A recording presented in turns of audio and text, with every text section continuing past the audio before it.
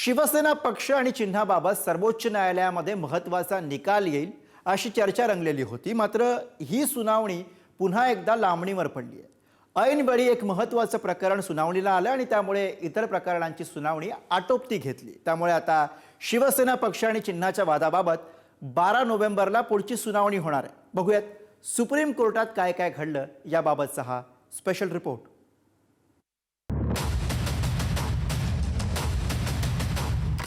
तारीख पर तारीख, तारीख पर तारीख, तारीख पर तारीख, तारीख पर तारीख मिलती रही है। तारीख पे तारीख हा डायलॉग शिवसेना पक्ष आणि चिन्ह वाद प्रकरणाला तंतोतंत लागू होतो। कारण गेल्या 2.5-3 वर्षांपासून सर्वोच्च न्यायालयात प्रलंबित असलेली सुनावणी पुन्हा एकदा लांबणीवर पडली आहे। आता 12 नोव्हेंबरला या प्रकरणाची पुढील सुनावणी होणार आहे। प्रकरणाची सुनावणी थोडक्यात होईल सुप्रीम कोर्टाकडून असं सुरुवातीलाच स्पष्ट केलं गेलं। युक्तिवादासाठी किमान 45 मिनिटांचा वेळ आवश्यक असल्याचंही कपिल सिब्बल यांनी नमूद केलं होतं। आज सुनावणी शक्य नसेल तर पुढची तारीख द्या अशी विनंती ठाकरेंच्या शिवसेनेचे वकील कपिल सिब्बल यांनी केली।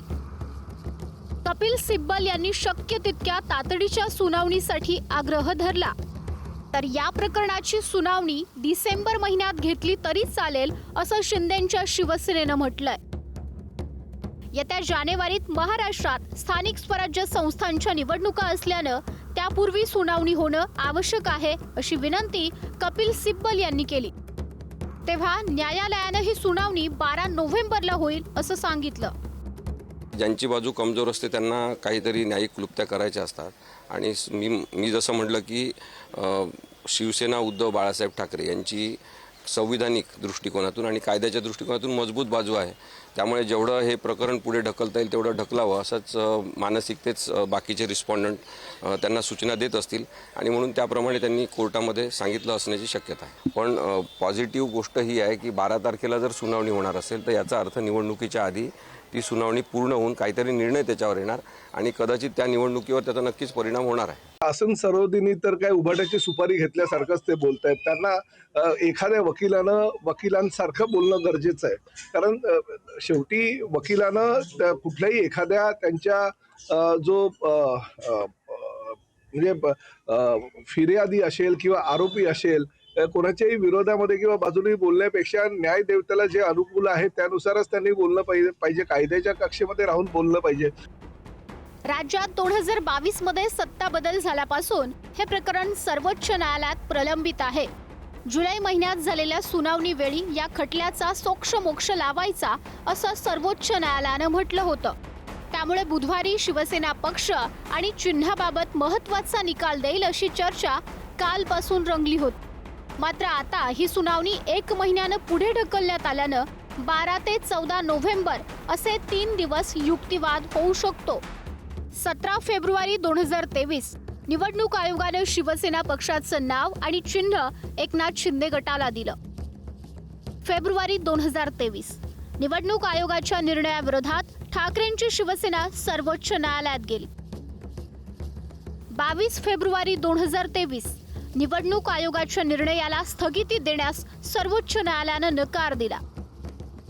22 फेब्रुवारी 2023 ठाकरे गटाला दिलेले मशाल चिन्ह आणि शिवसेना उद्धव बाळासाहेब ठाकरे हे नाव वापरण्यास परवानगी दिली। ठाकरे गटाच्या वतीनं स्थानिक स्वराज्य संस्थांचं कारण देत सुप्रीम कोर्टात नवीन अर्ज दाखल केला। शिंदे गटाला दिलेलं धनुष्यबाण चिन्ह गोठवावं, शिवसेना पक्ष आम्हाला द्यावा अशी ठाकरेंच्या शिवसेनेनं मागणी केली। हा खटला शिवसेना विरुद्ध अमित शहा असा आहे।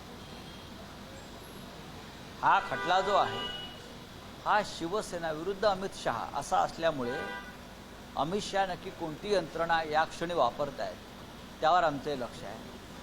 पण ज्या न्यायदेवतेवर आम्ही सातत्याने विश्वास ठेवला तो विश्वास ढळेल अशी कृती न्यायदेवता करणार नाही अशी आम्ही आशा बाळगतो। इथं कुत्र्याच्या केसेसचे निकाल लवकर लागतात, कबुतराच्या केसेसचे लवकर निकाल लागतात, भटक्या कुत्र्याचे निकाल लागतात लवकर, कबुतराला दाणे घालण्याच्या विषयी ताबडतोब हेअरिंग होती। या शिवसेनेनं अनेक निवडणुका धनुष्यबाण चिन्हावर लढल्या, त्या शिवसेनेचं नावच दुसऱ्याला दिलं. याच्याविषयी 3 वर्षापासून शिवसेना न्यायालयात आहे, उच्च न्यायालयात आहे आणि 3 वर्ष याला तारीख पे तारीख मिळते.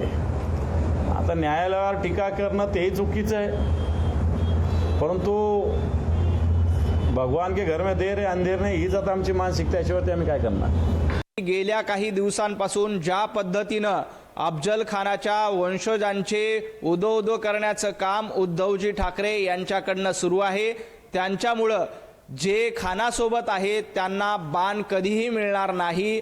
बाण, धनुष्यबाण हा शिवसेनेचाच आहे.